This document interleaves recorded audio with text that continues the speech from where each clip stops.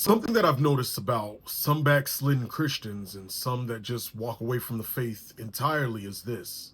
And I'm talking about ones that have interacted with me. I'll see them interact with me, but when they interact with me, they will say things like, oh, that's not compromise. Or they'll say something like, stop being so spiritual.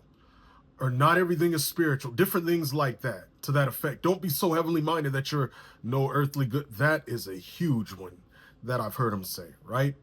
And that's not even all. They'll just keep that same mindset and consistency. They'll see something that I post that shows obviously compromise against Jesus and be like, I don't see the compromise, or you're wrong on this, or this isn't a sign of the end times, when it clearly fulfills a portion of the birth pains of Bible prophecy.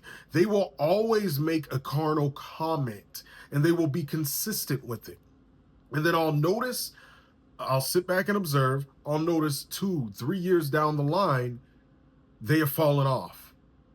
Why do they fall off? It's because they are not drawing closer to God like they need to.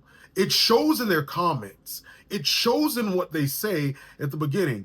But you have this thing where you have new believers and you have some people that's been believers for, a time, where people, and I don't say this mockingly, but they try to seem more spiritual than they are. They try to seem more Christian than they actually are by saying, oh, it doesn't take all that. Oh, you don't have to do that. It doesn't mean that. To try to exalt themselves intellectually. And that pride ends up doubling back around and puts them in the chokehold, and the enemy ends up drawing them away because they can't humble themselves before God to see things truly how God sees it. And I always see that pattern.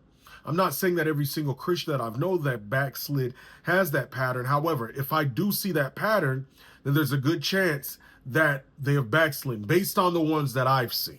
Okay? You have to understand, you have to humble yourself before God. You cannot love the things that you want to love and put it over God, because if you do, that's eventually going to cause you to backslide. So be careful against that, all right?